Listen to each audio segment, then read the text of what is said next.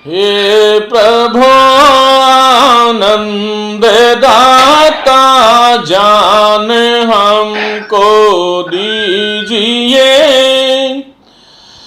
शीघ्र सारे दुर्गुणों को दूर हमसे कीजिए, लीजिए हमको शरण में हम सदाचारी बने, ब्रह्मचारी धर्म रक्षक वीर व्रतधारी बने,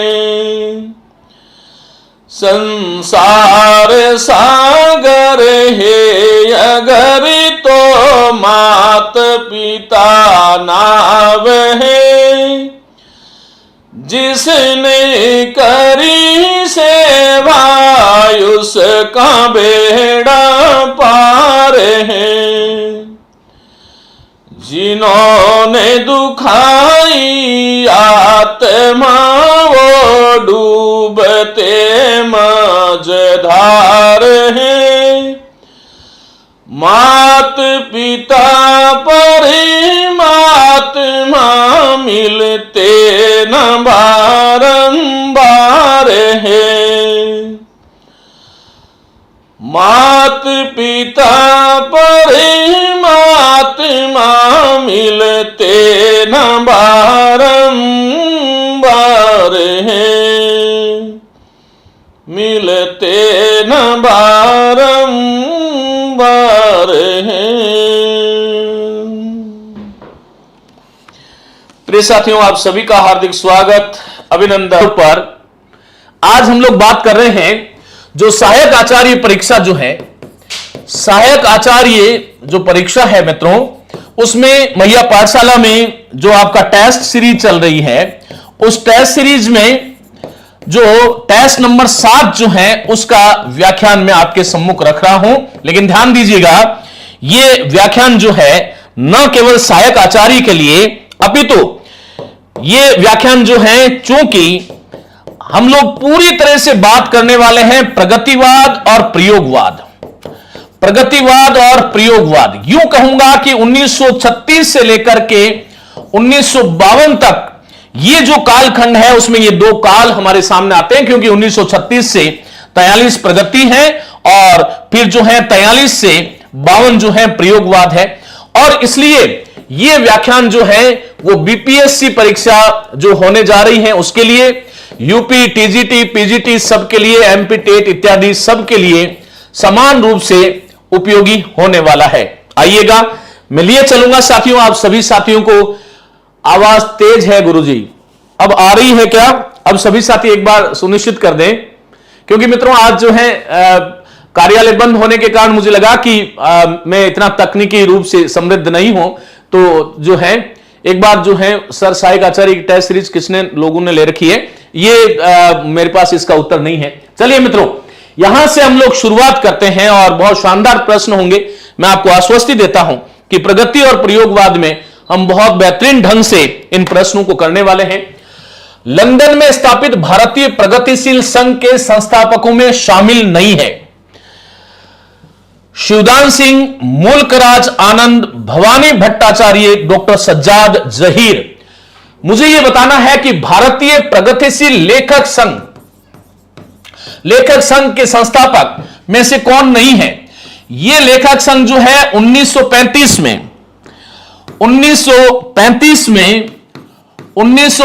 में जो है वो लंदन में इस संघ की, भारतीय प्रगतिशील लेखक संघ की 1935 में लंदन में स्थापना हुई थी। लंदन में स्थापना हुई।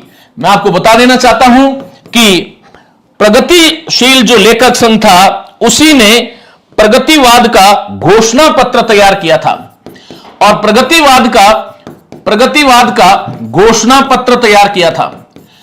यह जो घोषणा पत्र जो था यह कहां तैयार हुआ था, आपको ध्यान रखना है, लंदन में तैयार हुआ।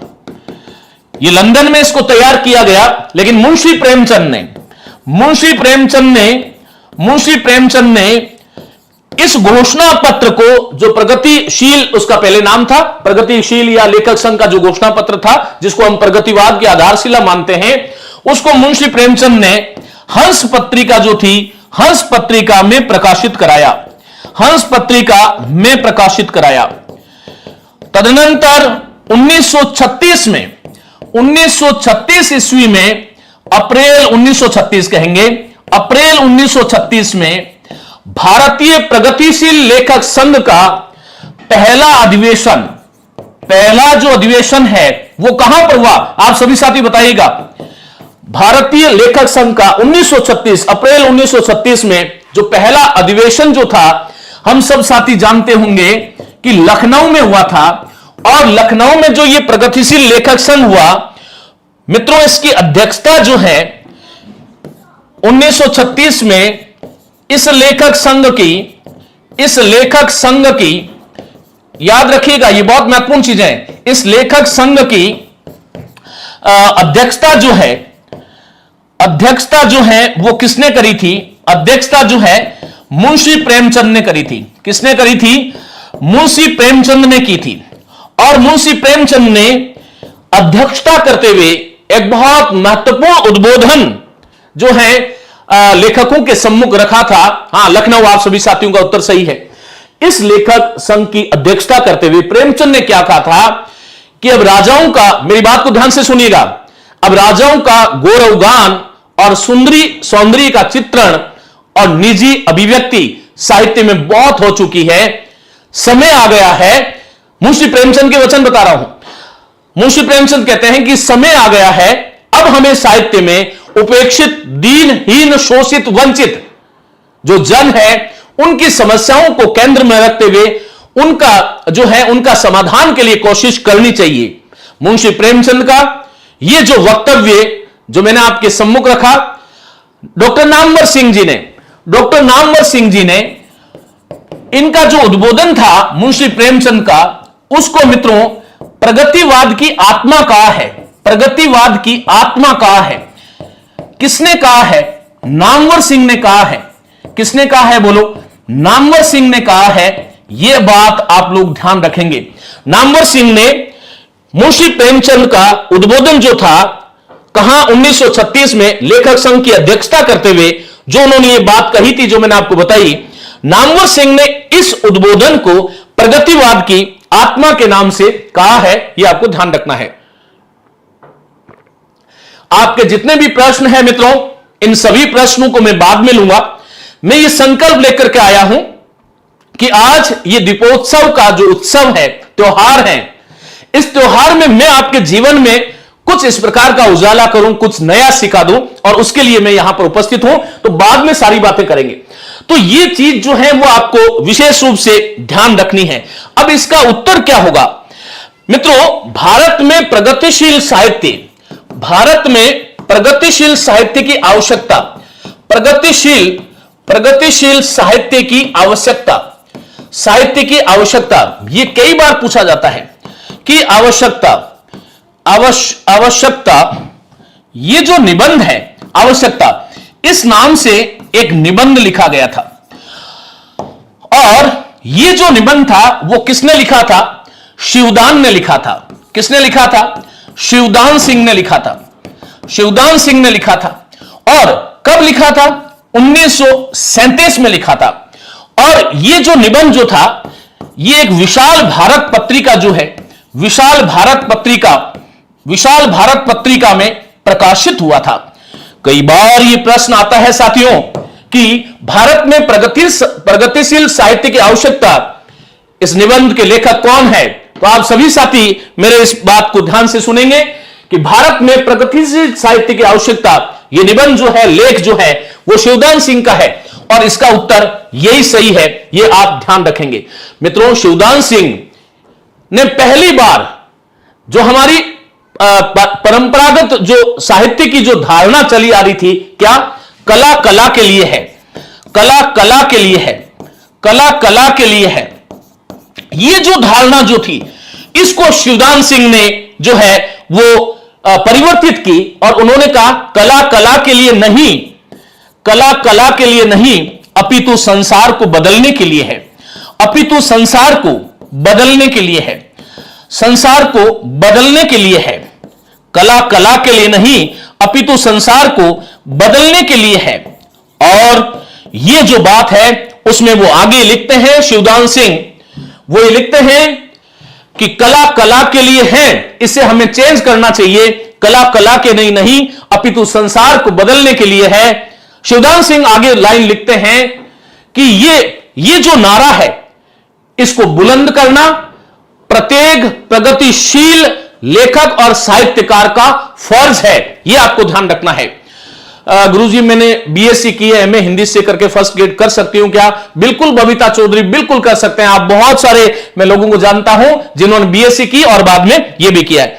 मित्रों, इसकी थोड़ी भूमिका मैं बताता हूं कि भारतीय प्रगतिशील ये लेखक संघ जो है इसकी भूमिका जो है वो क्या थी। इसका एक बार आप स्क्रीनशॉट लीजिएगा और इसका उत्तर मैं आपको बता चुका हूं। इसका उत्तर तो यह है, लेकिन ये मुल्कराज आनंद, भवानी भट्टाचार्य, डॉक्टर सज्जाद जहीर, ये जो लंदन में 1935 में भारतीय प्रगतिशील लेखक संघ की जो स्थापना हुई थी उनके संस्थापक थे ये तीनों। लेकिन आखिर उनको ये प्रेरणा कहां से मिली ये हमें जानना चाहिए। देखिए, यदि हम प्रगतिवादी साहित्य का अवलोकन करते हैं, प्रगतिवादी साहित्य का अवलोकन करते हैं, प्रगतिवादी साहित्य का विकास क्रम यदि हम देखते हैं, साहित्य का विकास क्रम थोड़ा ध्यान से समझिएगा। कॉन्सेप्ट, अवधारणा जो है वो आपकी क्लियर होनी चाहिए। तो मित्रों, ये हम सभी जानते हैं कि प्रगतिवादी जो साहित्य है वो मार्क्सवाद से प्रभावित है। और मार्क्सवाद में एक सिद्धांत है भौतिक द्वंद्ववाद। भौतिक द्वंद्ववाद, इससे यह प्रभावित है, भौतिक द्वंद्ववाद। और इसके प्रणेता कौन है? कार्ल मार्क्स है। तो कार्ल मार्क्स का जो साहित्य है, जो विचार है, उसके आधार पर जो साहित्य हिंदी में लिखा गया उसको हमने क्या बोला? प्रगतिवादी साहित्य बोला। कार्ल मार्क्स है। इन्हीं के एक साथी थे एंजिल्स। कौन थे? एंजिल्स थे। कार्ल मार्क्स के गुरु थे हिगेल, यह भी ध्यान रखना है। और एक है लेनिन और एक है माओ। ये जो विचारक थे, इन विचारकों को आधार बना करके हिंदी में ये हमारा जो है प्रगतिवादी साहित्य जो है वो आगे संचालित होता है। मित्रों, मैं आपको बताना चाहूंगा कि 1934 ईस्वी में जो है अंतरराष्ट्रीय स्तर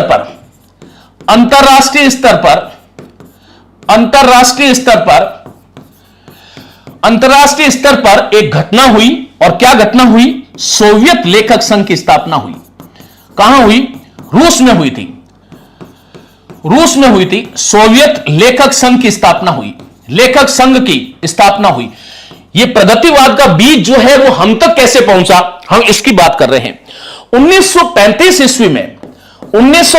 ईस्वी में फ्रांस की राजधानी जो पेरिस है, फ्रांस की राजधानी पेरिस में प्रोग्रेसिव राइटर्स एसोसिएशन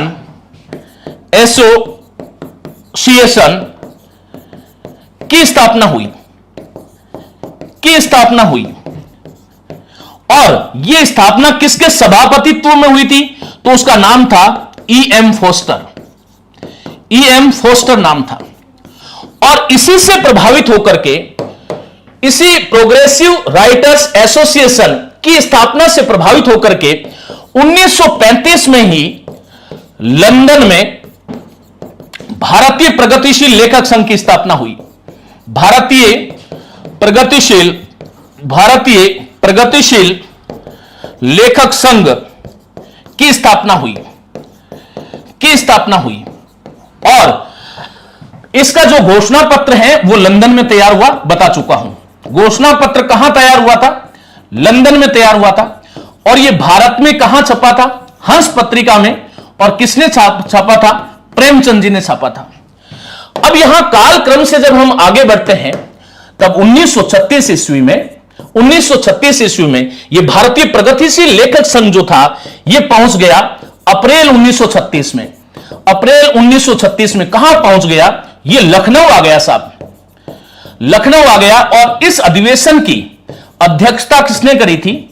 अध्यक्षता जो है वो किसने करी थी? मुंशी प्रेमचंद ने करी थी, मुंशी प्रेमचंद ने करी थी।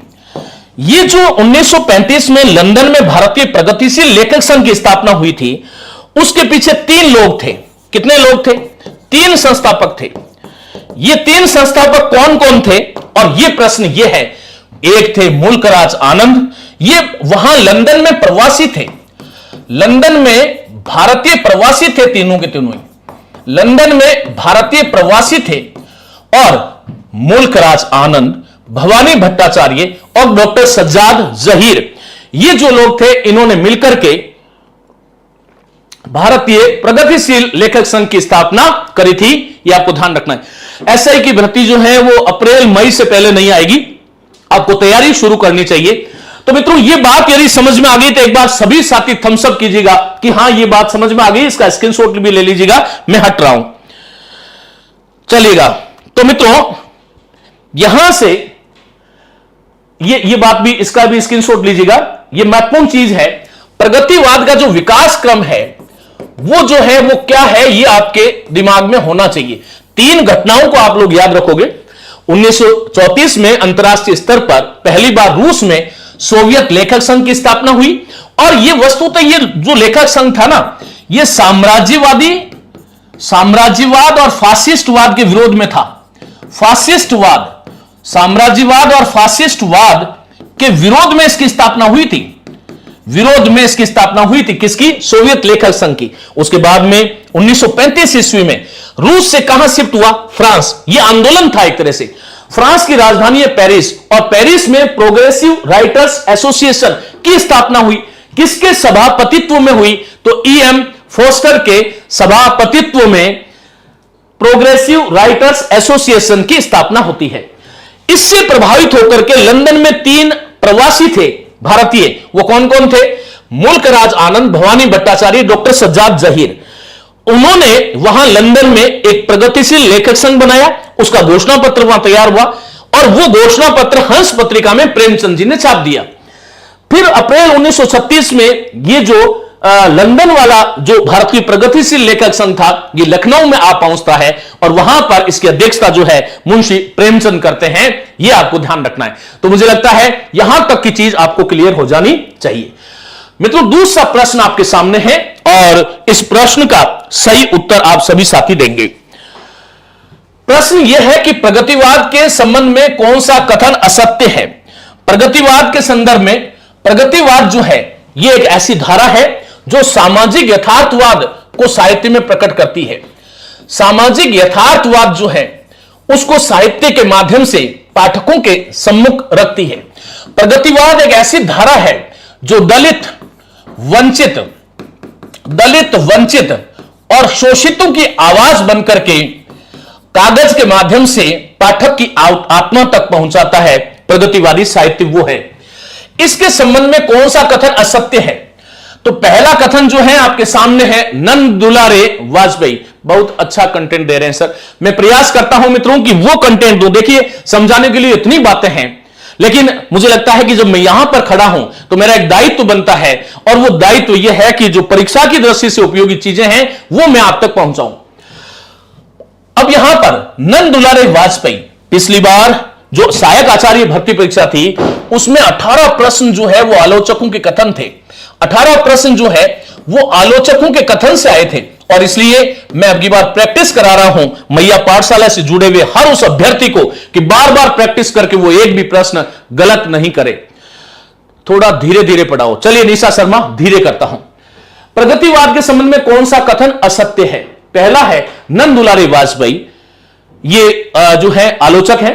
प्रगतिवाद उपयोगितावाद का दूसरा नाम है। आपको सही उत्तर देना है। डॉक्टर नगेंद्र, क्या नगेंद्र ये कहते हैं कि प्रगतिवाद सामाजिक यथार्थवाद है? क्या ये कथन नगेंद्र का है? बहुत ध्यान से सुनना है। हां, वीडियो सॉल्यूशन मैंने जानबूझ करके कुलदीप कटेवा रोक रखा है, क्योंकि परीक्षा मार्च अप्रैल से पहले नहीं है, और अभी मैं सारे करा दूंगा तो ये चीजें पुरानी हो जाएगी। तो आप बिल्कुल निश्चिंत रहिएगा, यथा समय जब भी होगा मैं आपको करा दूंगा। चलो, डॉक्टर रामविलास शर्मा। मित्रों, ये डॉक्टर रामविलास शर्मा जो है ये प्रगतिवादी आलोचक है, प्रगतिशील कह सकता हूं इसको, प्रगतिशील समीक्षक, आलोचक, कुछ भी कह सकते हैं, समीक्षक, आलोचक, और बहुत महत्वपूर्ण है। आचार्य रामचंद्र शुक्ल, हजारी प्रसाद और डॉक्टर रामविलास शर्मा, नंद दुलारी वाजपेयी, ये कुछ ऐसे लोग हैं जिनके बारे में हर परीक्षा में प्रश्न आता है। रामविलास शर्मा के मत में राजनीति के क्षेत्र में जो मार्क्सवाद एवं साम्यवाद है, साहित्य के क्षेत्र में वही प्रगतिवाद है। क्या यह बात सही है? किसी ने अभी तक उत्तर नहीं दिया। रेखा सैनी कह रही है डी उत्तर होगा। डॉक्टर बच्चन सिंह कहते हैं प्रगतिवाद एक वैचारिक सैनिक संघर्ष है। मित्रों, यहां इसका उत्तर यह होगा, डॉक्टर बच्चन सिंह नहीं कहते हैं, ये जो है वो कौन कहते हैं? गजानन माधव मुक्तिबोध कहते हैं। गजानन माधव मुक्तिबोध ये कहते हैं, क्या कहते हैं? सुनो, वो कहते हैं कि प्रगतिवाद एक वैचारिक सैनिक संघर्ष है। प्रगतिवाद एक वैचारिक सैनिक संघर्ष है। ये बच्चन सिंह ने नहीं कहा है, गजानन माधव मुक्तिबोध ने कहा है। मित्रों, एक परिभाषा गणपति चंद्र गुप्त देते हैं। वो कहते हैं कि दर्शन में जो द्वंद्वात्मक भौतिक विकासवाद है, राजनीति में जो साम्यवाद है, वही साहित्य के क्षेत्र में प्रगतिवाद है। ये गणपति चंद्र कहते हैं। तो यहां पर रामविलास शर्मा और गणपति चंद्र गुप्त के कथन मिलते जुलते हैं। ये आप याद करके जाओगे, इसको लिख लो। रामविलास शर्मा और गणपति चंद्र गुप्त, हिंदी साहित्य का वैज्ञानिक इतिहास इन्होंने लिखा है, गणपति चंद्र गुप्त ने, और उनका और इनका कथन मिलता जुलता है। बाकी इसका उत्तर मैंने आपको दे दिया। प्रश्न नंबर 3 आपके सामने है, प्रगतिवादी साहित्य की प्रमुख प्रवृत्तियों में सम्मिलित नहीं है। उत्तर दीजिएगा।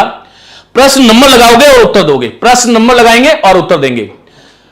चलेगा मित्रों, प्रगतिवादी साहित्य की प्रमुख प्रवृत्तियां, देखो प्रवृत्ति से प्रश्न आता ही आता है, चाहे प्रगतिवाद हो, चाहे प्रयोगवाद हो, चाहे भारतेंदु हो, चाहे द्विवेदी हो, छायावाद हो, नई कविता हो, या फिर जो है आगे काव्य के जो आंदोलन हुए। लेकिन यह बहुत अच्छे से आपको याद होना चाहिए। पहली बात तो मैं आपके सामने यह बात रखना चाहता हूं कि यह प्रगतिवाद जो है यह छायावाद के विरोध में आया था। किसके विरोध में आया था? छायावाद के विरोध में, छायावाद की प्रतिक्रिया में आया था। छायावाद की प्रतिक्रिया में आया था। मेरी बात को सुनते भी जाइएगा और इस प्रश्न का उत्तर भी दीजिएगा। बहुत आराम आराम से हम लोग पढ़ रहे हैं। देखिए, छायावाद की विशेषता क्या थी? मित्रों, छायावाद की सबसे बड़ी बात तो थी रहस्यात्मकता। क्या थी? रहस्यात्मकता। आचार्य शुक्ल ऐसा ही कहते हैं, रहस्यात्मकता। फिर दूसरी छायावाद की विशेषता थी लाक्षणिकता। क्या थी? बोलो, लाक्षणिकता थी। फिर जो है तीसरी बात जो है अतिशय कल्पना, अतिशय कल्पना की विवृत्ति, अतिशय कल्पना की विवृत्ति, की विवृत्ति। फिर जो है रहस्यात्मकता, लाक्षणिकता, अतिशय कल्पना की विवृत्ति और कलात्मकता। देखो, ये जो चीजें हैं उसको बहुत अच्छे से आप लोग अभी याद कर लोगे तो आगे जो है आपको मदद मिलेगी। और एक जो है व्यक्तिवादी प्रवृत्ति थी, व्यक्तिवादी प्रवृत्ति थी। और एक मुख्य विशेषता मैं यह कह सकता हूं कि यहां छायावाद में जो है वो निजी अनुभूति जो है उसकी प्रधानता थी। निजी अनुभूतियों की प्रधानता थी, अनुभूतियों की प्रधानता थी। इन सब से मुक्ति के लिए, इन सब से मुक्ति के लिए, इन सब प्रवृत्तियों से, इन सब प्रवृत्तियों से मुक्ति एवं सामाजिक यथार्थवाद की भावभूमि पर प्रगतिवाद का उदय होता है। प्रगतिवाद का उदय होता है। अब ये जो विशेषताएं थी ये तो किसकी थी? छायावाद की थी।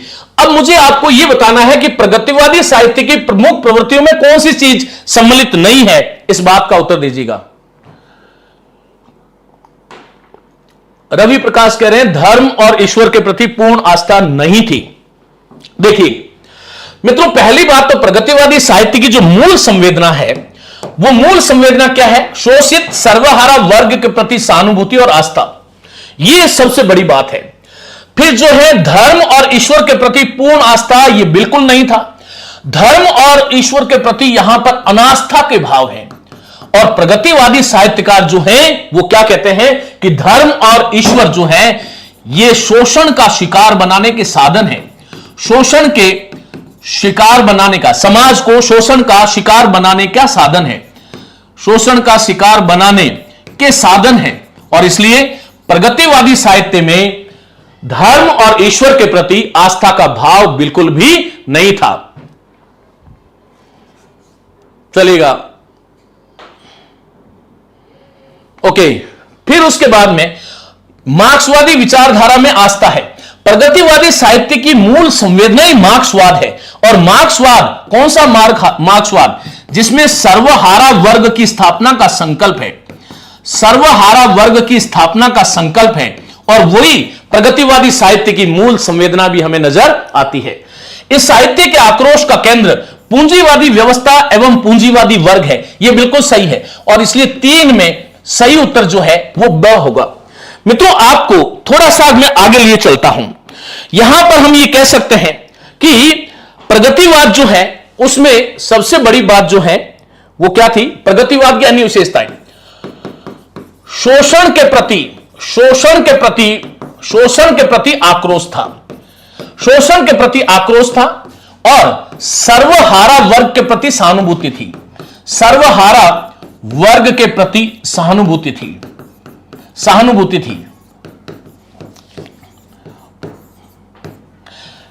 मैं एक पंक्तियां पढ़ रहा हूं, आप मुझे बताइएगा वो किसकी है।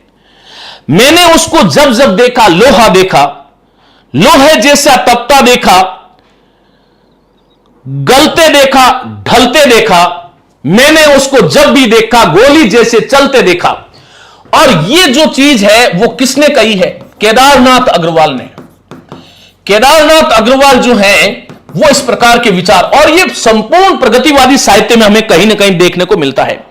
पूंजीवादी व्यवस्था से घृणा है। यहां पर पूंजीवादी प्रगतिशील साहित्य में पूंजीवादी व्यवस्था से घृणा है। और साथ में मैं कह सकता हूं कि राष्ट्रीय भावना है। क्या है? राष्ट्रीय भावना है। और क्या है? नारी जो है उसका मानवीय रूप चित्रित किया गया है। नारी का मानवीय रूप चित्रित किया गया है, मानवीय रूप चित्रित किया गया है। यह आपको ध्यान रखना है, चित्रित किया गया है। और समाजवाद की स्थापना, समाजवाद जिसको हम साम्यवाद कहते हैं, समाजवाद की स्थापना का संकल्प, स्थापना का संकल्प, ईश्वर और धर्म के प्रति घोर अनास्था, ईश्वर एवं धर्म के प्रति घोर अनास्था प्रगतिवादी साहित्य की विशेषता है। धर्म के प्रति घोर अनास्था, ये चीजें आप यदि आज ध्यान से पढ़ लोगे तो परीक्षा में जाओगे उस वक्त आपको आनंद आएगा, ये मैं कह सकता हूं। और ये कुल विशेष बातें थी। अच्छा, एक और चीज कहना चाहूंगा, जहां पर हमें प्रयोगवाद में शहरी संस्कृति देखने को मिलती है, वहीं पर प्रगतिवाद जो है उसमें ग्राम्य संस्कृति का वर्णन है। किसका है? ग्राम्य संस्कृति का वर्णन है। यह बात आप लोग ध्यान रखेंगे, चलेगा। ग्राम्य संस्कृति जो है उसका वर्णन यहां पर किया गया है। तो मित्रों, यहां पर यह प्रश्न सही हो गया। इसका स्क्रीनशॉट लीजिएगा, मैं हट रहा हूं, सभी साथी स्क्रीनशॉट लीजिएगा इसको, और इसका स्क्रीनशॉट लीजिएगा। आगे लिए चलता हूं। प्रश्न नंबर 4 आपके सामने है, और प्रश्न नंबर 4 जो है वो क्या कह रहा है मित्रों, बताइएगा। कौन सा विकल्प कवि नागार्जुन के संबंध में असत्य है? देखो, पहली बात तो बता दूं कि नागार्जुन जो है वो प्रगतिवाद के प्रतिनिधि कवि है, प्रगतिवाद के प्रतिनिधि कवि है। तो नागार्जुन के बारे में प्रतिनिधि कवि है, आपको जानना बहुत ही आवश्यक हो जाता है। कौन सा विकल्प कवि नागार्जुन के संदर्भ में असंगत है? मुक्त काव्य, हां, मुक्त काव्यों की प्रधानता है, बिल्कुल सही है। ये जो कालखंड जो था उसमें मुक्त काव्यों की प्रधानता है, ये बिल्कुल सही बात है। चलो और बताओ, नागार्जुन जो है इन्होंने दीपक नामक पत्रिका का संपादन किया। सभी साथी उत्तर दीजिएगा। नंद दुलारे वाजपेयी ने, नागार्जुन के संदर्भ में बात है, नंद दुलारे वाजपेयी ने नागार्जुन को क्या सच्चे अर्थों में स्वाधीन भारत का प्रतिनिधि जनकवि कहा है? बताइएगा हां या ना। EMRS के लिए ही ये सारी जो कोई भी वैकेंसी जिसमें हिंदी साहित्य का इतिहास आता है उन सब के लिए बहुत महत्वपूर्ण क्लास है। बिल्कुल आप लोग ध्यान से सुनिएगा। और आज ये जो ज्योति पर्व है इसको बिल्कुल जो है अविस्मरणीय आप लोगों को बनाना है कि हमने बहुत कुछ सीखा है। दीपक नामक पत्रिका का संपादन किया। नंद दुलारे वाजपेयी ने इनको सच्चे अर्थों में स्वाधीन भारत का प्रतिनिधि जन कवि कहा नागार्जुन को। डॉक्टर बच्चन सिंह ने इनकी कविताओं को नुक्कड़ कविता नाम से पुकारा है। इनकी पत्रहीन नग्न गाछ बहुत महत्वपूर्ण पत्रिका कृति है। काव्य संग्रह साहित्य अकादमी पुरस्कार से सम्मानित है। प्रश्न नंबर 4 का सही उत्तर कुछ लोग अ दे रहे हैं और कुछ लोग बी दे रहे हैं। मित्रों इसका सही उत्तर जो है वो बी होगा। नामवर सिंह ने कहा है, नामवर सिंह ने नागार्जुन को, न से याद रख लो, वैसे तो न तो यहीं आ रहा है लेकिन ना भी यहां है और ना यहां है, ऐसे याद रख लो। सच्चे अर्थों में स्वाधीन भारत का प्रतिनिधि जन कवि नामवर सिंह ने कहा है और इसलिए 4 नंबर का सही उत्तर जो है ब हो जाएगा। आगे लिए चलता हूं। कौन सा कथन कवि नागार्जुन के संबंध में असत्य है? कौन सा कथन जो है नागार्जुन के संदर्भ में असत्य है? आप सभी साथी बताइएगा। उससे पहले हम थोड़ा सा नागार्जुन के बारे में और भी हमें जानना चाहिए। मित्रों इनके उपनाम जो है वो कौन कौन से हैं? उपनाम जो है मुझे बताइएगा। ढक्कन नाम किसका था? ढक्कन नाम से कौन सा कवि है? बचपन का नाम किसका? वैद्यनाथ मिश्र था। वेदनाथ मिश्र था। कौन कवि था जो हिंदी में बाबा नाम से प्रसिद्ध है? उत्तर दीजिएगा, बाबा के नाम से कौन प्रसिद्ध है? कौन व्यक्ति था जिसने मैथिली में यात्री उपनाम से रचना की है? मैथिली में रचना, यात्री उपनाम से रचना करने वाला कौन है? यह प्रश्न जो है कहीं ना कहीं कई बार पूछा जाता है। यह आप सभी साथी जो हैं इसको ध्यान रखेंगे। मित्रों आलोचकों ने किस प्रगतिवादी कवि को व्यंग्य के कारण, किसके कारण? व्यंग्य की प्रधानता के कारण, व्यंग्य की प्रधानता के कारण, व्यंग्य की प्रधानता के कारण आधुनिक कबीर कहा है? आधुनिक कबीर कहा है। आधुनिक कबीर कौन था? इसका उत्तर तो खैर आप सभी साथी जान रहे हैं। तो जो है हां, वैदेही नाम से, वैदेही नहीं वैदेह, वैदेह नाम से जब ये काशी में रहते थे तो काशी में रहते हुए काशी में जो रचना कर्म हुआ उसमें वैदेही नाम है। वैदेह, वैदेही नहीं है। वैदेही तो मां सीता को कहते हैं। मित्रों प्रगतिवाद का शलाका पुरुष कौन है? प्रगतिवाद का शलाका पुरुष कौन है? प्रगतिवाद का शलाका पुरुष कौन है? जैसे नई कविता का शलाका पुरुष जो है अज्जे हैं, वैसे ही प्रगतिवाद का शलाका पुरुष कौन है? और इन सभी चीजों का, इन प्रश्नों का एक ही उत्तर होगा, वो सभी साथी आप जानते हैं और वो है नागार्जुन। कौन है बोलो? नागार्जुन। तो इसको बहुत अच्छे से आप लोग ध्यान रखोगे चलेगा। एक इसमें और रखिएगा, नागार्जुन स्वयं को जन कवि कहते थे। ये स्वयं को नागार्जुन ही कहते थे, स्वयं को जन कवि कहते थे। मूल नाम वैद्यनाथ मिश्र था। अंधविश्वास के कारण ढक्कन नाम रख दिया गया। अंधविश्वास के कारण इनका ढक्कन नाम रख दिया गया। बाबा उपनाम से ये हिंदी साहित्य जगत में प्रसिद्ध है। यात्री नाम से मैथिली में रचना करते थे। इनकी रचनाओं में व्यंग्य की प्रधानता के कारण आधुनिक कबीर इनको कहा जाता है। जब ये काशी में रहते थे और उस वक्त जो रचनाएं लिखी थी वो वैदेही नाम से लिखी थी। जिस प्रकार से नई कविता का शलाका पुरुष सच्चिदानंद, हीरानंद, वात्स्यायन अज्जे है, वैसे ही प्रगतिवाद का शलाका पुरुष जो है वो कौन है? नागार्जुन है। चलेगा, इसका स्क्रीनशॉट आप सभी साथी लीजिएगा और उसके बाद में मैं आगे बढ़ता हूं। चलेगा, तो यहां पर जो है प्रश्न नंबर कौन सा आ गया? अब पांचवां प्रश्न आपके सामने है और प्रश्न नंबर 5 जो है मित्रों उसको अच्छे से आप लोग देखोगे। पांचवां प्रश्न यह है कि कौन सा कथन कवि नागार्जुन के संबंध में असत्य है? असत्य आपको छांटना है। अजय जो है नागार्जुन वास्तव में कृषकों एवं शोषितों के कवि है। प्रश्न आपसे यह सीधा सीधा पूछा जाता है कि किसने नागार्जुन को कृषकों एवं शोषितों का कवि कहा है? तो इसका उत्तर अजय होगा। यह बिल्कुल सही है। विश्वनाथ त्रिपाठी क्या कहते हैं? वो कहते हैं कि नागार्जुन स्वतंत्र चेता एवं जन वेदना के कवि है। स्वतंत्र चेता एवं जन वेदना के कवि है। चेता में डबल तय कर लीजिएगा। चेता एवं वेदना के जन वेदना के कवि है। डॉक्टर बच्चन सिंह इनके साहित्य का प्रमुख पक्ष सामाजिक समस्याओं की अभिव्यक्ति है। यह बच्चन सिंह ने नहीं कहा है, यह नंद किशोर नवल ने कहा है। नंद किशोर नवल ने यह बात कही है। नंद किशोर नवल ने यह बात कही है। बच्चन सिंह ने यह बात नहीं कही है और इसलिए 5 नंबर जो प्रश्न है नागार्जुन के संबंध में असत्य यहां पर पूछा गया था और इसका सही उत्तर सी होगा। नामवर सिंह आधुनिक आलोचकों में बड़ा नाम है। तुलसीदास के बाद नागार्जुन अकेले ऐसे कवि हैं जिनकी कविता की पहुंच किसानों की चौपाल से लेकर काव्य रसिकों की गोष्ठी तक है। जनता मुझसे पूछ रही है क्या बतलाऊं, जन कवि हूं साफ कहूंगा क्यों हकलाऊं। अरे वाह कौस्तुभ सिंह, बहुत बढ़िया, चलेगा। और आप लोग लिख भी रहे हैं नंद किशोर नवल का है। मेरा पूरा ध्यान साथियों पढ़ाने पर है, आप लोग बुरा मत मानिएगा। उत्तर मैं आप सभी साथियों के दूंगा लेकिन अभी नहीं दूंगा, चलेगा। तो इसका सही उत्तर यह हो गया। प्रश्न नंबर 6 मित्रों आपके सामने है।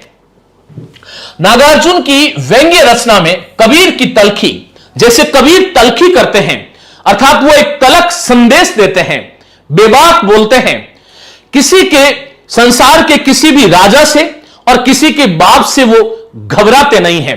कबीर के मन में जो कुछ आया लेखनी के माध्यम से जनता तक पहुंचा है। नागार्जुन की व्यंग्य रचना में कबीर की तलखी, भारतेंदु की करुणा, अच्छा भारतेंदु की करुणा, भारतेंदु करुण हृदय के थे।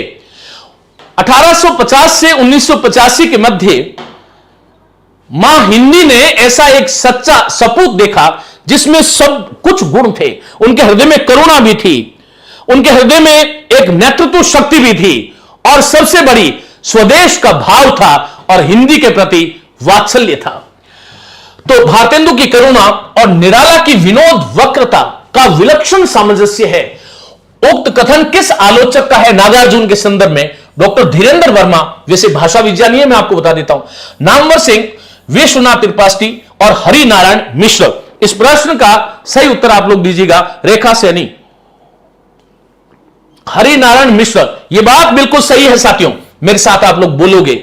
नागार्जुन की काव्य रचना में कबीर की तलखी और कबीर जैसी तलखी होने के कारण ही नागार्जुन को आधुनिक आलोचकों ने आधुनिक कबीर की संज्ञा दी है। अभी अभी बताया है, आधुनिक कबीर की संज्ञा, आधुनिक कबीर की संज्ञा से भूषित किया है, कबीर की संज्ञा दी है, यह आपको ध्यान रखना है। भारतेंदु की करुणा और निराला की विनोद वक्रता का विलक्षण सामंजस्य है, यह कथन हरि नारायण मिश्र का है। अच्छा प्रश्न है और छठे का सही उत्तर जो है वो होगा द। आगे लिए चलता हूं, थोड़ा फास्ट चलेंगे, ऐसे मुझे लगता है कि 9-10 बज जाएगी। मित्रों, नागार्जुन की किस कृति का रचनाकाल संगत नहीं है?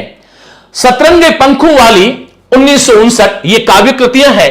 प्यासी पथरई आंखें नागार्जुन की, सतरंगे पंखों वाली 1959, प्यासी पथरई आंखें 1962, तुमने कहा था 1983 और रत्नगर्भा 1984।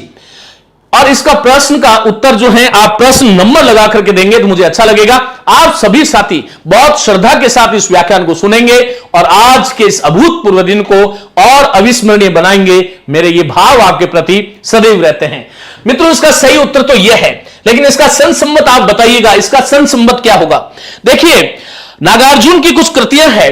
युगधारा, युगधारा, युगधारा तो नागार्जुन की है, लेकिन युगवाणी ये काव्य संग्रह किसका है? ये युगवाणी किसका है? ये आपको ध्यान रखना है। युगधारा और एक इनका जो है तालाब की मछलियां, तालाब की मछलियां, तालाब की मछलियां, ये इनकी कृतियां हैं। तालाब की मछलियां, तालाब की मछलियां, हजार हजार आंखों वाली, हजार हजार हजार हजार बाहों वाली, हजार हजार बाहों वाली, हजार हजार बाहों वाली। नागार्जुन की ये जो है कृतियां लिखिएगा बाहों वाली। तो सतरंगे पंखों वाली, प्यासी पतराई आंखें, तुमने कहा था, ये 1983 में नहीं है, ये 1980 में है और ये रचनाकाल संगत नहीं है। हिंदी साहित्य में इस प्रकार का ट्रेंड है। केदारनाथ अग्रवाल की युगवाणी नहीं है साथियों, युगवाणी जो है वो पंत का है, सुमित्रानंदन पंत, प्रकृति के सुकुमार कवि। और मैं आपको बता देना चाहता हूं, डॉक्टर बच्चन सिंह ने प्रगतिवाद का पुरुषकर्ता प्रवर्तक जो है इसी को माना है, सुमित्रानंदन पंत। और युगवाणी जो है, युगवाणी ग्राम्या, इनके जो काव्य संकलन है वो प्रगतिवादी काव्य संकलन है। जैसा कि हम जानते हैं कि छायावाद के जो 4 आधार स्तंभ है उसमें प्रसाद, पंत, निराला और वर्मा आते हैं। लेकिन जिस प्रकार से मैं देखता हूं कि प्रेमचंद ने अपने जीवन में जैसे जैसे पड़ाव आते गए उनकी विचारधारा बदलती गई। हां, तुमने कहा था, इसमें है ना, तुमने कहा था, बिल्कुल 1980 है, चलेगा। वैसे ही सुमित्रानंदन पंत भी ऐसा ही करने वाले व्यक्ति थे। मित्रों, एक उनकी रचना 1983 में है, वो है पुरानी जूतियों का कोरस। पुरानी जूतियों का कोरस ये 1983 में है। जूतियों का कोरस ये 1983 में है और ये कई बार पूछी जाती है। ये नागार्जुन की विशिष्ट कृतियां हैं। भस्मांकुर इनका एक खंड काव्य है जो 1970 में आया था। भस्मांकुर इनका एक खंड काव्य है, 2 भाग है इसमें और ये 1970 में आया था।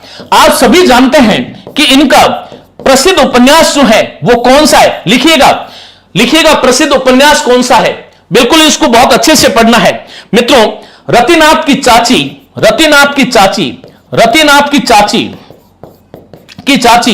एक इनका बहुत प्रसिद्ध उपन्यास है जो बार बार पूछा जाता है और वो है साहब बलचनामा। कौन सा उपन्यास है बोलो? बलचनामा इनका उपन्यास है। नई पोद भी इनका एक अन्य उपन्यास है। नई पोद एक उपन्यास और है और वो है बाबा बटेश्वर नाथ। क्या है बोलो? बाबा बटेश्वर नाथ। ये इनका उपन्यास है। गद्य साहित्य, पद्य साहित्य, कितनी महान महती प्रतिभा ये रही होगी। वरुण के बेटे और दुख मोचन एक अन्य उपन्यास है इनके, वरुण के बेटे और एक है दुख मोचन। तो ये इनके उपन्यास है, अन्य उपन्यास है, बहुत महत्वपूर्ण है मित्रों। तुमने कहा था इसका सही उत्तर है क्योंकि 1980 में ये आई है। तो इसका आप लोग एक बार स्क्रीनशॉट लीजिएगा, मैं आगे चलता हूं मित्रों। इनका एक आलोचना ग्रंथ है, एक व्यक्ति एक युग। एक व्यक्ति एक युग, एक व्यक्ति एक युग, ये इनका आलोचना ग्रंथ है, आलोचनात्मक ग्रंथ है। चलिएगा स्क्रीनशॉट ले लीजिएगा, फिर हम आगे चलते हैं। प्रश्न नंबर अगला जो है वो आप सबकी प्रतीक्षा कर रहा है, बताइएगा।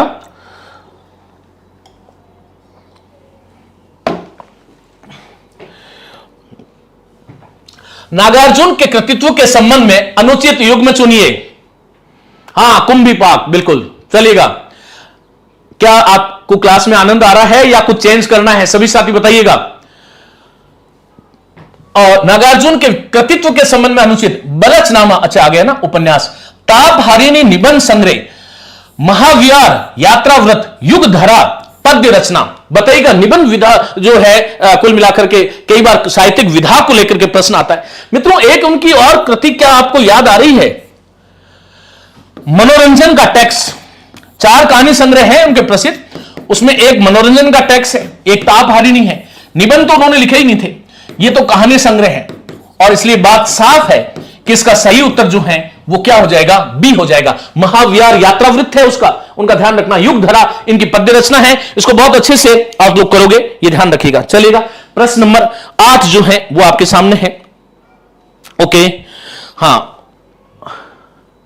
कौन सा विकल्प केदारनाथ अग्रवाल के संबंध में सत्य नहीं है? देखो कौन सा कथन जो है केदारनाथ अग्रवाल के संदर्भ में सत्य नहीं है। मित्रों, मैं आपको बता देना चाहता हूं कि सच्चे जनवादी कवि है ये। सच्चे जनवादी कवि कौन है? आप जब तक उत्तर दो। और एक इनका बार बार पूछा जाता है और वो है केन कैन का कवि कौन है? कैन कैसे याद रखो, यह प्रश्न आया है कई बार। कैन का कवि कौन है? केदारनाथ अग्रवाल है, यह आपको ध्यान रखना है। तो एक इनकी रचना है, वो कैन नदी जो है उसी पर है। कैन किनारे पलथी मारे, शायद ऐसी कुछ रचना है इनकी। कैन किनारे पलथी मारे, केदारनाथ अग्रवाल की रचना है। चलो अब बताइएगा इसका सही उत्तर जो है, 9 नंबर प्रश्न का उत्तर मुझे चाहिए। जन्म 1911 ईस्वी में बांदा जिला तमासिन उत्तर प्रदेश में हुआ। इन्हें छायावादोत्तर कविता का पंत कहा जाता है, क्योंकि यह प्रकृति प्रेमी भी है। केदारनाथ जो है प्रकृति प्रेमी कवि भी हैं, यह आपको ध्यान रखना है। जैसे सुमित्रानंद पंत प्रेम प्रकृति कवि थे। इनकी अपूर्व रचना साहित्य अकादमी पुरस्कार से सम्मानित है। बस्ती खिले गुलाबों की इनका प्रसिद्ध निबंध संग्रह है। उत्तर आप सभी साथियों को देना है, बताइएगा। निबंध संग्रह नहीं है ये मित्रों जो है यात्रा वृतांत है। क्या है ये? यात्रा वृतांत है। और एक ये ध्यान रख लोगे, अपूर्वा जो है इसकी रचना, इसको साहित्य अकादमी पुरस्कार मिला है और इसकी रचना है 1984 में। तो ये ध्यान रखना, ये पूछा गया है। तो इसका द उत्तर जो है वो सही हो जाएगा। आगे लिए चलता हूं। कवि केदारनाथ अग्रवाल के संबंध में असत्य कथन, प्रश्न नंबर 10 आपके सामने है, ये आपको ध्यान रखना है। मित्रों इनके पिता का नाम तो है हनुमान और माता का नाम है घसीटो देवी। क्या नाम है? घसीटो देवी। और पत्नी का नाम जो है वो पार्वती देवी है। महत्वपूर्ण कवि है। देखो कैसे याद किया था मैंने, क से है, क पहला है बाद में है। क का चौथा अक्षर जो है वो घ है, तो घसीटो देवी हो गया। और क पहला वर्ग है और पंचम वर्ण प है, तो पार्वती हो गया। इस प्रकार से आपको ध्यान रखना है। बिल्कुल सभी साथियों को गोवर्धन पूजा की अनंत अनंत शुभकामनाएं। मित्रों 10वां प्रश्न आपके सामने है। एक इनकी रचना जो है बहुत प्रसिद्ध है मेरी तुम। है मेरी तुम याद रखोगे, है मेरी तुम। और एक और प्रसिद्ध रचना है नींद के बादल। जब तक उत्तर दो, नींद के बादल। रचनाएं तो बहुत सारी है इनकी, आगे वाले प्रश्न में बात करूंगा। लेकिन इसका सही उत्तर जो है, प्रश्न नंबर 10 का सही उत्तर क्या होगा? डॉक्टर रंजीत, केदारनाथ सूक्ष्म एवं स्वस्थ संवेदनाओं के कवि हैं, रंजीत कह रहे हैं। डॉक्टर बच्चन सिंह, केदारनाथ प्रगतिवादी वर्ग के काफी सशक्त कवि हैं। यह बच्चन सिंह का नहीं है साहब, डॉक्टर नगेंद्र का है। किसका है? डॉक्टर नगेंद्र का है। शमशेर सिंह बहादुर, केदार आंखों से पान किए हुए सौंदर्य के कवि और कलाकार है। इसको महत्वपूर्ण कर लेना। मुझे यह बताइएगा कवियों का कवि कौन है? कवियों का कवि बताओ, कवियों का कवि कौन है? उत्तर दीजिएगा सभी साथी और थोड़ी एनर्जी रखिएगा। कवियों का बस्ती खिले गुलाबों यात्रा वृतांत है, बिल्कुल रवि प्रकाश मिश्रा। चलो कवियों का कवि कौन है? शमशेर सिंह बहादुर है, आप सभी साथी जानते होंगे। कवियों का कवि जो है वो ये है। धीरेन्द्र वर्मा जो है वो कहते हैं कि कवि अग्रवाल प्रगतिवादी कवियों में सबसे अधिक कलात्मक कवि है। सबसे अधिक कलात्मक कवि जो है धीरेन्द्र वर्मा की नजर में केदारनाथ अग्रवाल है। तो इसका सही उत्तर क्या होगा? हाँ, बी हो जाएगा, नगेंद्र हो जाएगा। बी उत्तर सही है। प्रश्न नंबर 11 है, अच्छा प्रश्न है और आप सभी साथी इसका उत्तर देंगे। सरल सा प्रश्न है। खैर, निम्न में से कौन सी रचना शिव मंगल सिंह सुमन की नहीं है? उत्तर दीजिएगा। हां, मूर्स का कवि किसने कहा बताओ? मूर्स का कवि जो है किसने कहा था? मूर्स का कवि किसने कहा था बताओ? शमशेर को मूर्स का कवि किसने कहा? मलयज ने कहा था। ये सब चीजें खैर आपको पता होनी चाहिए। कौन सी रचना शिव मंगल सिंह सुमन की नहीं है? बताइएगा कौन सी रचना नहीं है मित्रों, बताइएगा। जीवन गान तो इनकी है, वैसे जीवन के गान है और कहीं कहीं जीवन गान भी है। विश्वास बढ़ता ही गया, यह भी रचना इनकी है। पंख और पतवार का मुझे पता नहीं है। वाणी की व्यथा भी इनकी है, तो यही उत्तर हो जाएगा। और इसका सही लेखक जो है वो केदारनाथ अग्रवाल है। केदारनाथ अग्रवाल है। चलो, तो मुझे लगता है कि ये आपको क्लियर हो गया। मित्रों इनकी और रचनाएं जो है शिव मंगल सिंह जी की, वो एक तो हिल्लोल रचना है। हिल्लोल ये प्रसिद्ध जो रचना है, हमें ऐसे कह सकते हैं हिल्लोल। और एक जो है हिल्लोल है हिल्लोल है, और एक रचना जो है शिव का प्रलय, हां प्रलय का सृजन, प्रलय का सृजन उन्होंने ऐसे ही लिखा है, इसलिए हम ऐसे ही लिख रहे हैं। वैसे सर्जन शुद्ध जो है वो ऐसे होता है, लेकिन ये प्रलय का सृजन उनकी रचना है। मिट्टी की बारात, मिट्टी की बारात महत्वपूर्ण चीज बता रहा हूं। हिंदी साहित्य का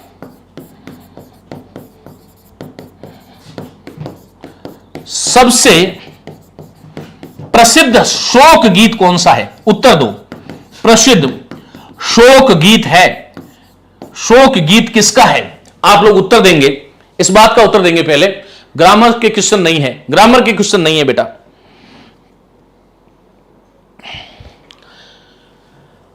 मिट्टी की बारात जो है शिवमंगल सिंह सुमन का, ये जो है हिंदी साहित्य का दूसरा, हिंदी साहित्य का दूसरा सबसे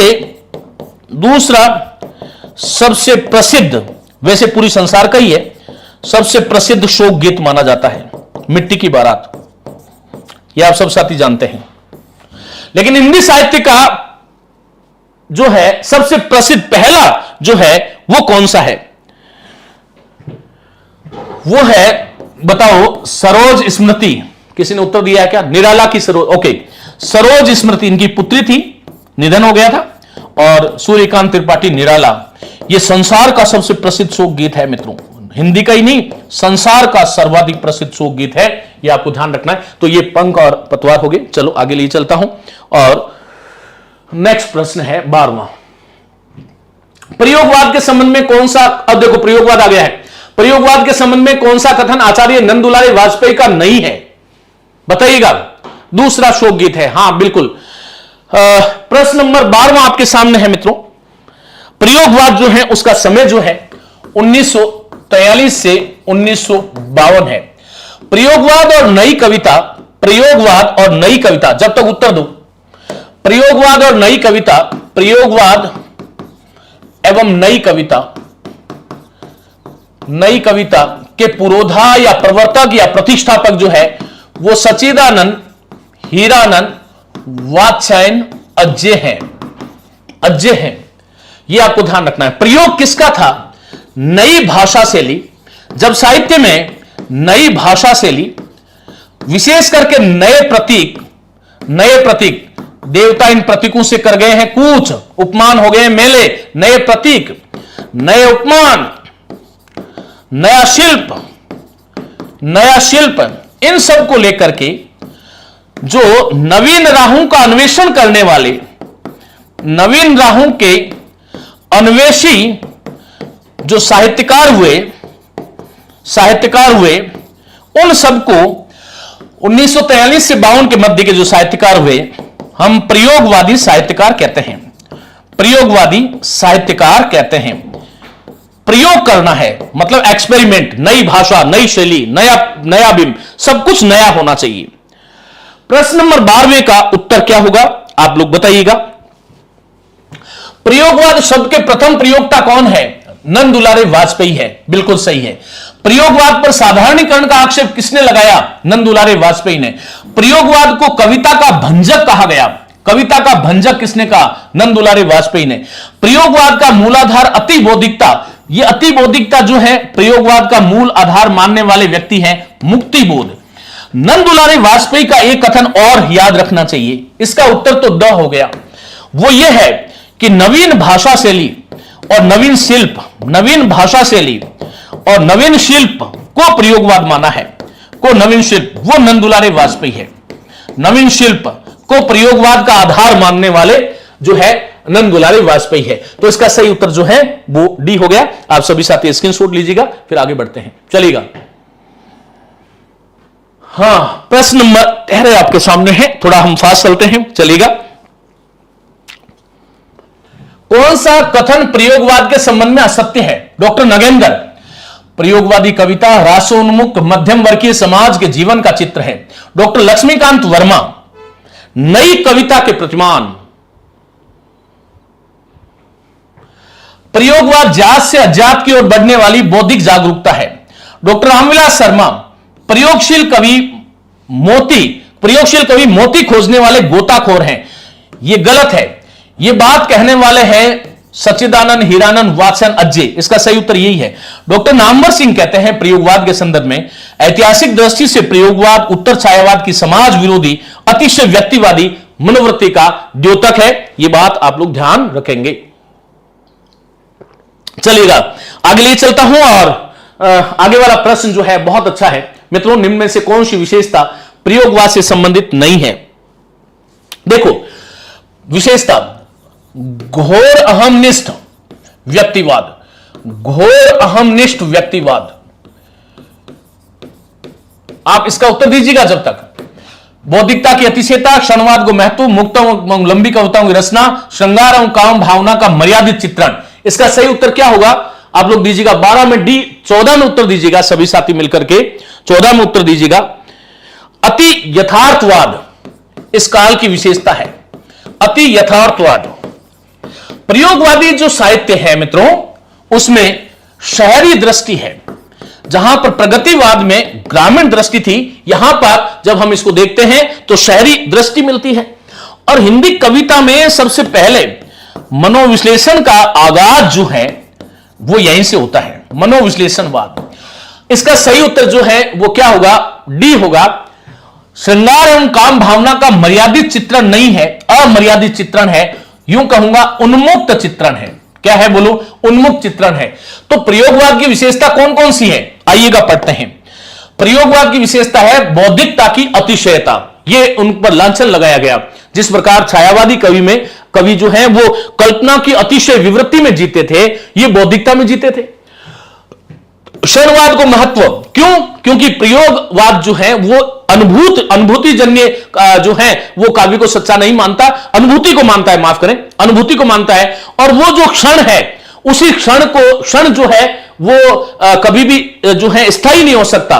क्षणवाद का मतलब हुआ जो वर्तमान में देखा गया है उसी को महत्व इन्होंने दिया है। यह बात आपको ध्यान रखना है। जिस प्रकार ये कहते थे कि प्रगतिवाद में जिस प्रकार युगों को आधार बना करके काव्य रचना की गई, ये प्रयोगवादी लोग कहते थे कि ऐसा संभव नहीं है। मुक्तक और लंबी कविताएं आप लोग जानते ही हो, सब साथी जानते हैं। अज्जे की खुद की लंबी कविताएं हैं। तो इसमें श्रृंगार और काम भावना का उन्मुक्त चित्रण है, घोर अहमनिष्ठ व्यक्तिवाद है, अति यथार्थवाद है, शहरी दृष्टि और मनोविश्लेषणवाद का प्रयोग हुआ है। कौन सा कवि तार सप्तक प्रथम में शामिल नहीं है? प्रथम में शामिल नहीं है, बताइएगा। अमो गिरा बताओ पहले जब तक। अमोगिरी बताइएगा।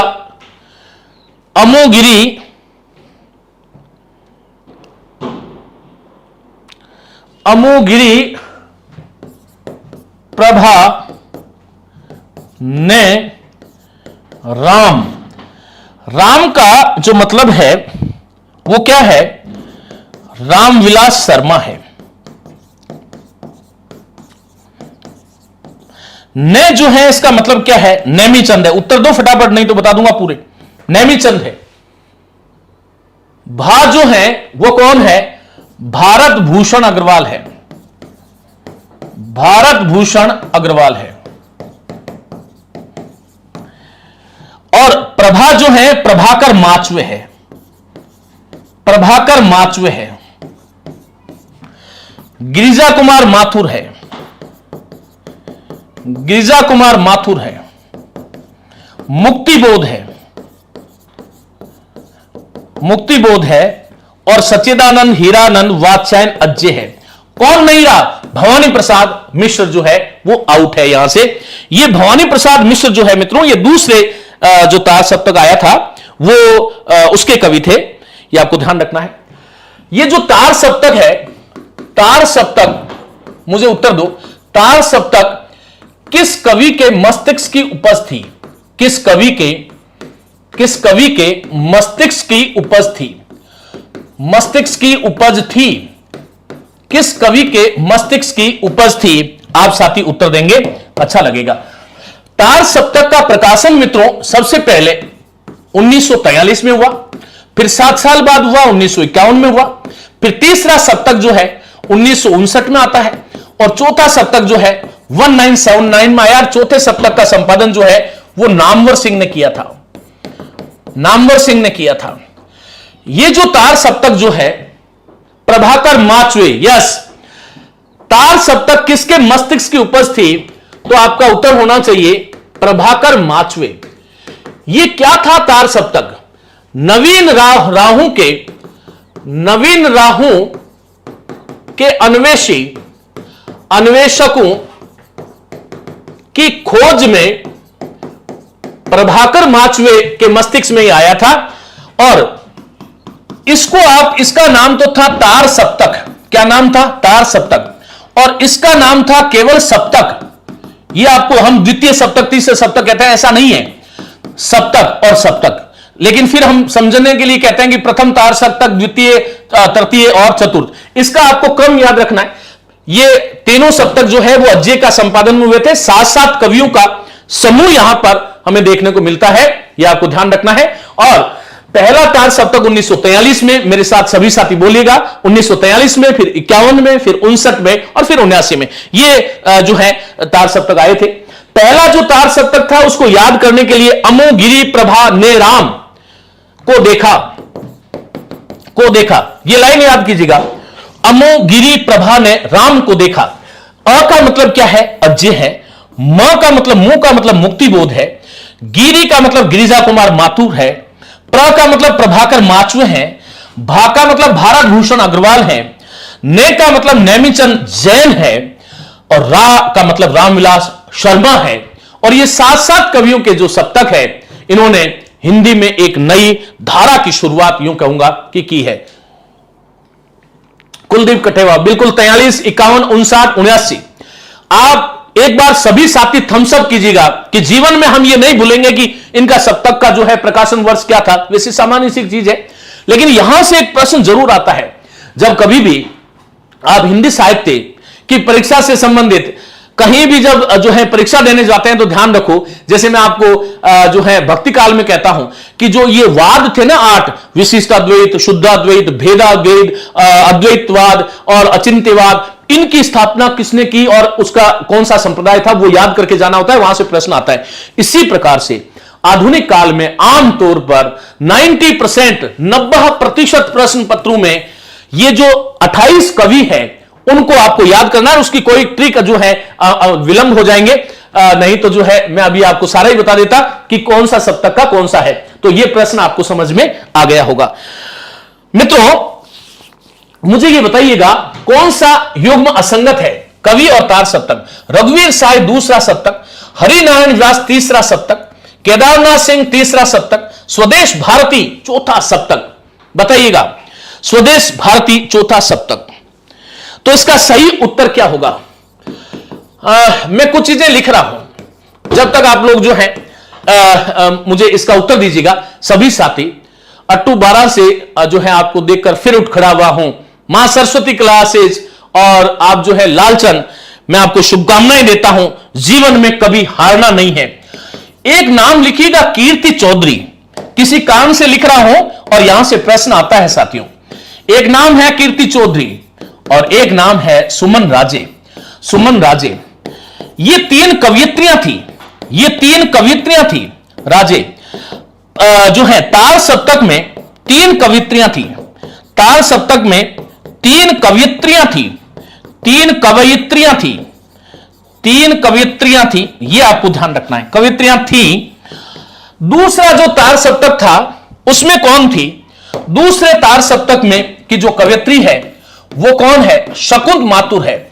और शकुंत और हरि जो है वो साथ साथ रहते थे, इसलिए ये दूसरे सप्तक के हैं। दूसरा सप्तक जो है 1951 में आता है।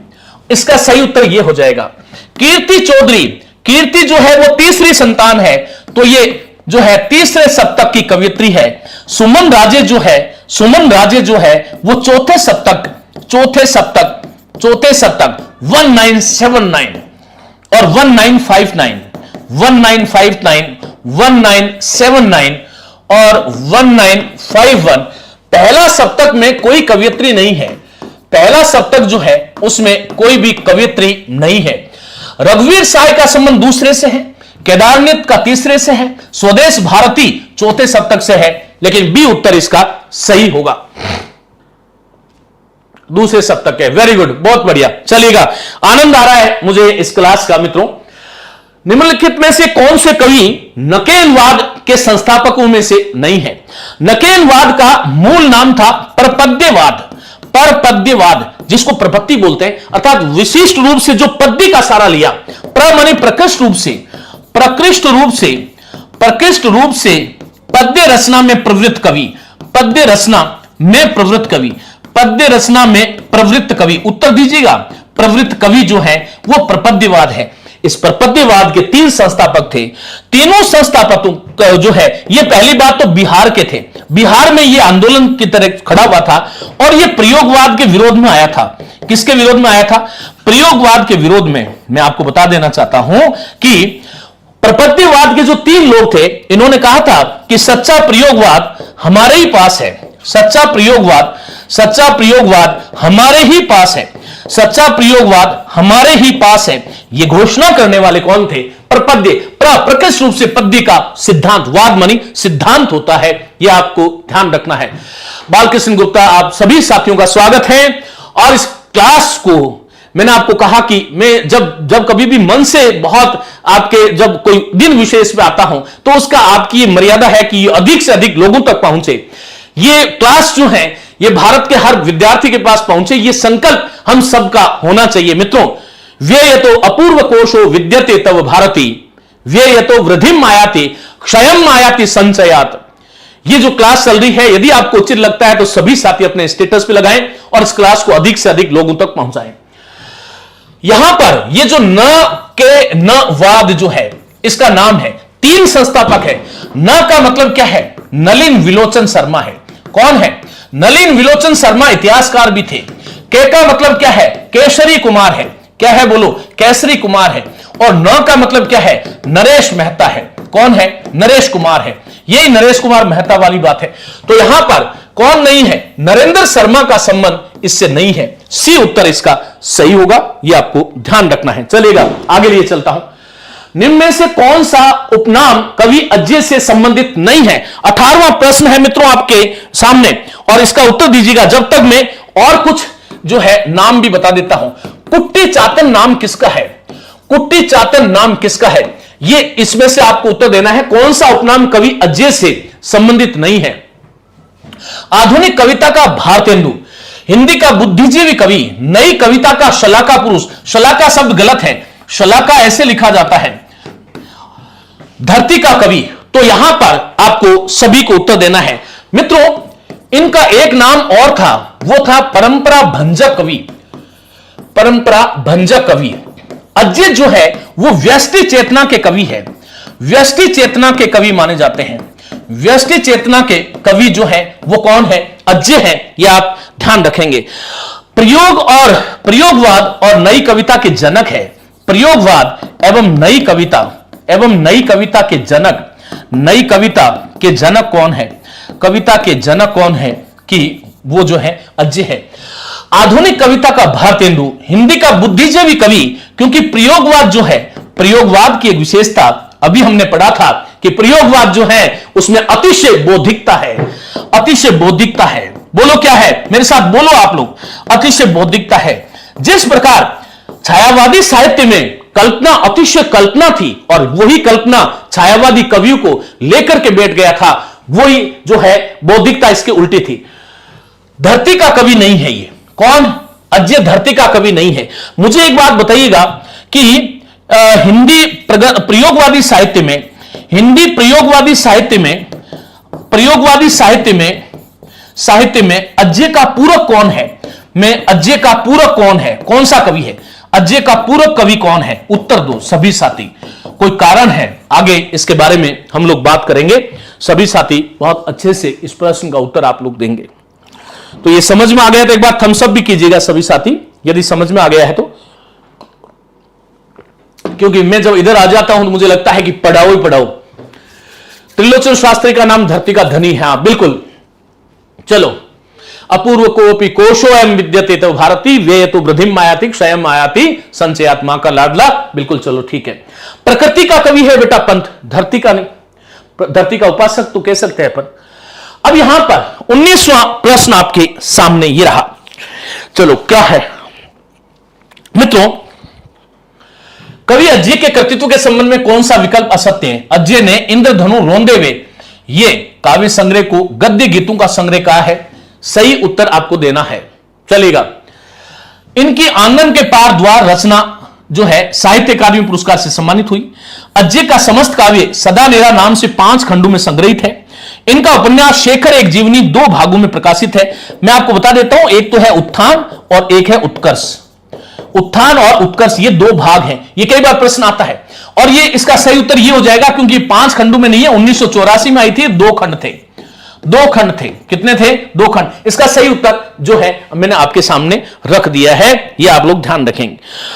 मित्रों, उत्थान जो है वो 1941 हाँ यही है। और ये शेखर एक जीवन बहुत महत्वपूर्ण है। और ये 1944 में, हाँ 3 साल बाद में, हाँ 3 साल बाद में आई थी। बिल्कुल सही है, उत्थान और उत्कर्ष। तो ये बात आपको ध्यान रखना है, बताइएगा। और ये जो है आंगन के पार द्वार, देखो इसके 3 भाग है ना, अंतःसलीला, चक्रांतशिला और असाध्य वीणा। लंबी कविता है उनकी। चलो लंबी हो जाएगी चीजें, आगे लिए चलता हूं। गजानन माधव मुक्तिबोध के संबंध में कौन सा विकल्प सत्य है? बताइएगा, उत्तर दीजिएगा सभी साथी। गजानन माधव मुक्तिबोध, हाँ माली सही है ना? सही लिखा है क्या मैंने? एक बार सुनिश्चित, वैसे तो गलत लिखता तो नहीं हूं, हाँ ये एक बार देख लेना। वैसे उत्थान और उत्कर्ष 1941-44, 3 साल का कोई गैप ऐसे मैंने कुछ याद रख रखा है। जी व नी, तो इनके बीच में 3 साल का वो है। गजानन माधव मुक्तिबोध के संबंध में कौन सा विकल्प सत्य है? इन्हें प्रगतिशील कविता और नई कविता के बीच का सेतु माना जाता है। ये बात बिल्कुल सही है, थोड़ा फास्ट चल लेते हैं। इन्हें भयानक खबरों का कवि, फैंटेसी का कवि और अज्य का पूरक, देखो ये अभी मैंने कहा था कि अज्य का पूरक कौन है, सुन लो। हिंदी साहित्य में अज्य का पूरक कवि कौन है? तो मुक्तिबोध है। क्यों है ये समझो प्रिय मित्रों। 2 चीजें होती है, देखो एक तो होती है, पहले इसको समझ लेते हैं। एक तो होती है व्यष्टि और एक होता है समष्टि। जो अज्य साहब है ना, वो व्यक्ति चेतना के कवि है। व्यक्ति चेतना, इसलिए वो जो है व्यष्टि के कवि माने जाते हैं। और मुक्तिबोध समष्टि, अर्थात ये समूह की चेतना है, समूह की चेतना के कवि हैं, और इसलिए ये दोनों परस्पर पूरक है। बात इतनी सी थी और ये बात सही है। तो फैंटेसी का कवि भी है ये, और फैंटेसी का कवि भी है, और गहन अनुभूति और तीव्र इंद्रिय बोध का कवि भी है ये। गहन अनुभूति एवं तीव्र इंद्रिय बोध का कवि है। केवल तीव्र इंद्रिय बोध आए तो ये नहीं है, इंद्रिय बोध का कवि ये भी यही है। नामवर सिंह नई कविता के अग्रज कवि सच्चे अर्थों में मुक्तिबोध ही है, ऐसा कहते हैं क्या? इनकी चांद का मुंह टेढ़ा रचना की भूमिका कवि अज्य ने लिखी है क्या? बताइएगा। इसका उत्तर आप सभी साथी दीजिएगा, अच्छा लगेगा मुझे। मित्रों, ये नामवर सिंह ने नहीं, न से याद रख लो, डॉक्टर नगेंद्र ने कहा है, और इसलिए ये तो गलत हो गया। 1, 2 और 4 ये रहा इसका उत्तर, ये सत्य है। चलो प्रश्न नंबर 21 आपके सामने है। कवि तथा उनके उपनाम के संबंध में कौन सा विकल्प जो है वो जो है अनुचित है? शमशेर सिंह बहादुर हिंदी उर्दू कविता का दोआब, ये बिल्कुल ठीक है। स्वयं ने स्वयं को कहा है, स्वयं ने स्वयं को कहा है, ये आपको ध्यान रखना है। मूड्स का कवि किसने कहा है इनको? मलयज ने कहा है। मूड्स का कवि शमशेर को किसने कहा है? मलयज ने कहा है। हिंदी साहित्य में कवियों का कवि कौन है? वो भी आप ही हैं, शमशेर। शेर है ना, इसलिए कवियों का कवि है। धर्मवीर भारती जो है वो मिथक के कवि माने जाते हैं। गिरिजा कुमार माथुर जो है रोमानी मिजाज का कवि। भवानी प्रसाद मिश्र आत्म संवेदना के कवि। ये आत्म संवेदना के कवि जो हैं वो मुक्तिबोध है साहब। कौन है? मुक्तिबोध है, भवानी प्रसाद मिश्र नहीं है, और इसलिए ये उत्तर जो है वो ऐसा हो जाएगा। आगे लिए चलता हूं। आप बता सकते हो संस्कृत डिपार्टमेंट की सेकंड ग्रेड हिंदी का रिजल्ट कब तक आएगा? सबका रिजल्ट आ गया।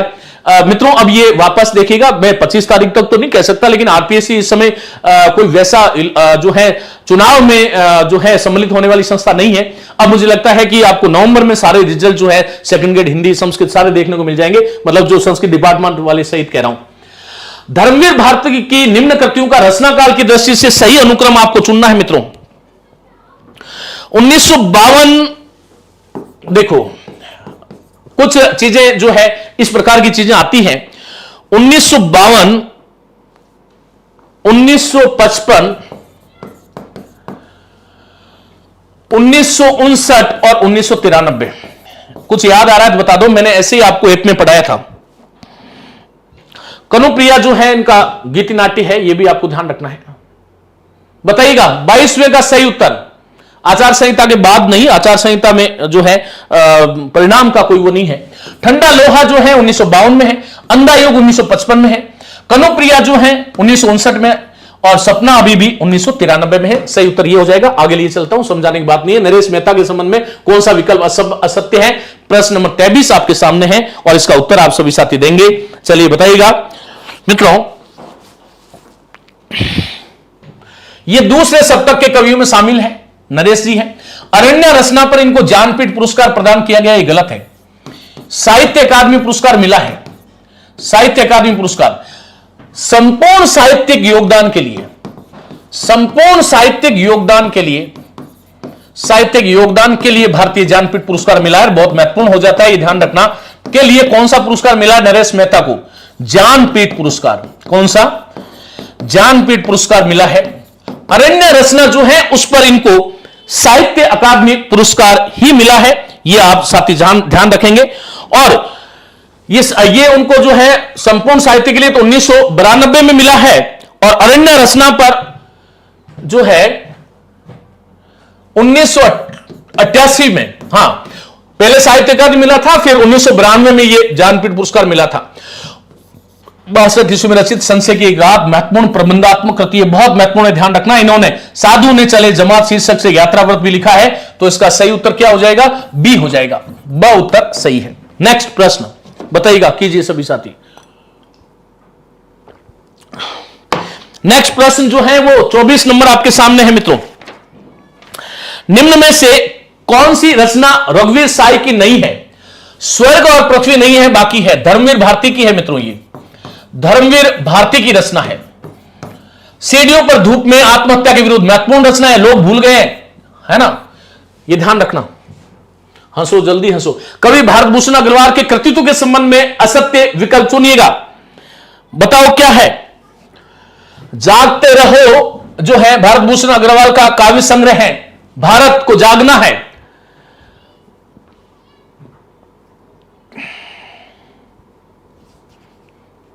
हां मैं समझ गया बेटा, मनीषा मीणा मैं समझ गया, उसी के लिए कह रहा हूं।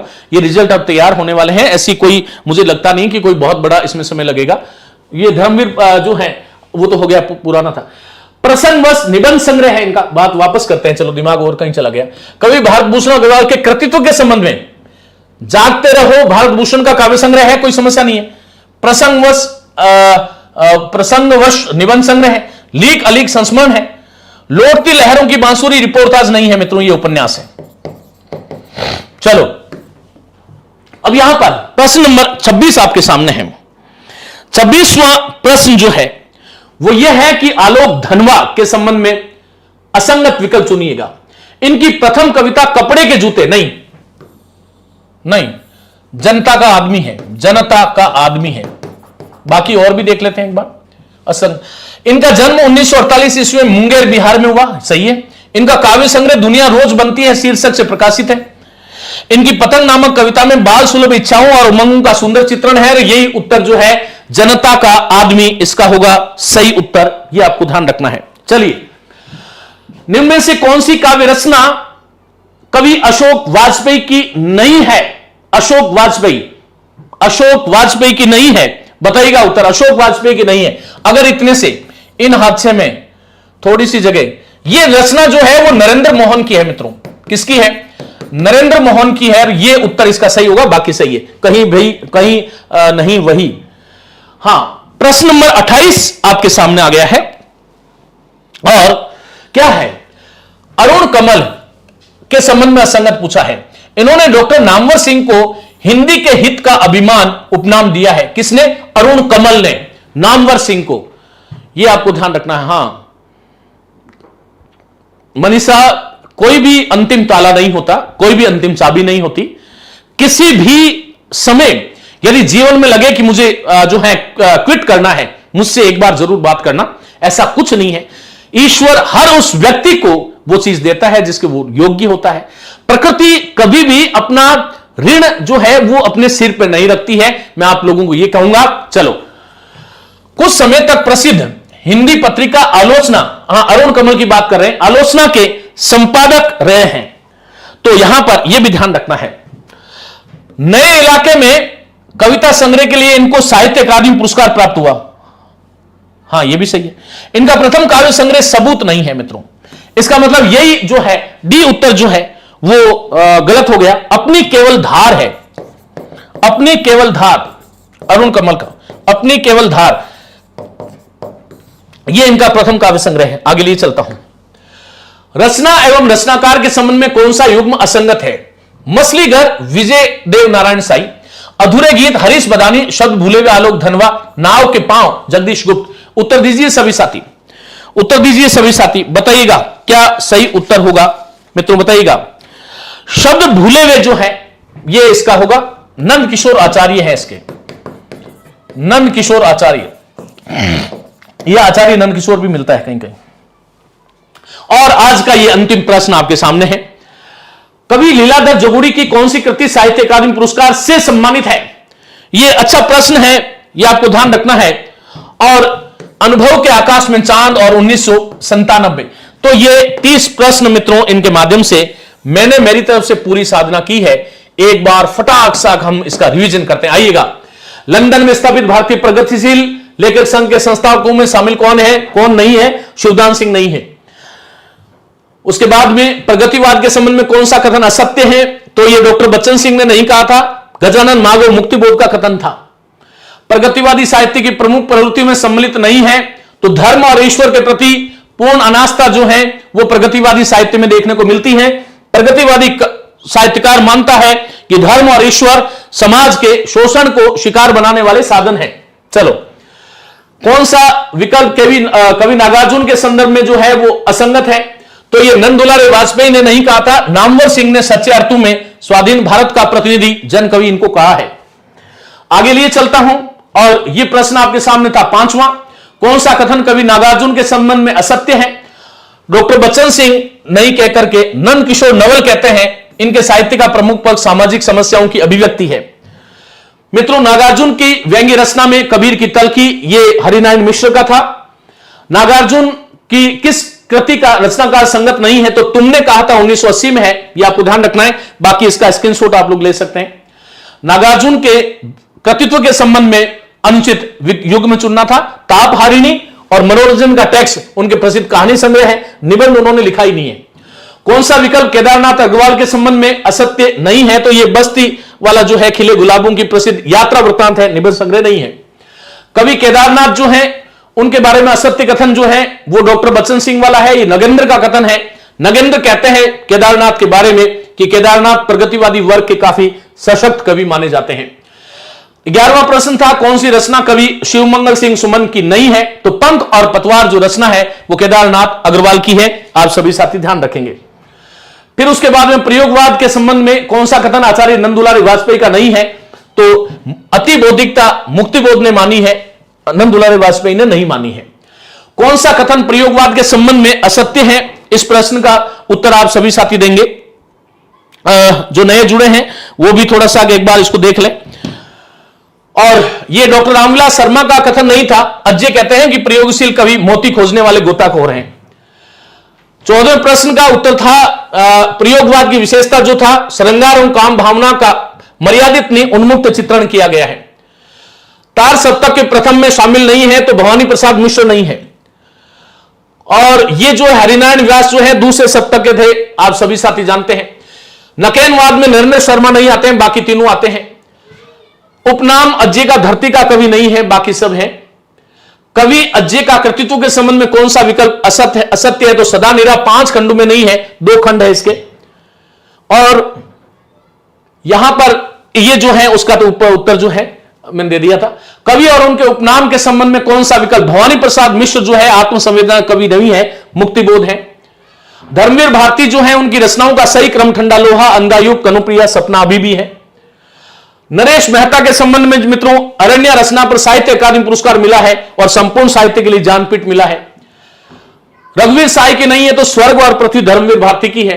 25वां प्रश्न, लौटती लहरों की बांसुरी, ये इनका उपन्यास है। 26वां प्रश्न जो था उनमें आलोक धनवा का जो पहली कविता है वो जनता का आदमी नाम से है। और कौन सी काव्य रचना कवि अशोक वाजपेयी की नहीं है? तो इन हादसे में नरेंद्र मोहन की है। 28वां, अरुण कमल के संबंध में असंगत जो था वो इनका पहला काव्य संग्रह सबूत नहीं, अपनी केवल धार था। रचना और रचनाकार के संदर्भ में असुमेलित जो है वो सी है, शब्द भूले हुए, आलोक धनवा का नहीं, नंद किशोर आचार्य का है। और कवि लीलाधर जगुड़ी की कौन सी कृति जो है उसको साहित्य अकादमी पुरस्कार मिला? अनुभव के आकाश में चांद। तो इसी प्रकार के कोई एक शानदार व्याख्यान के साथ नमस्ते, धन्यवाद।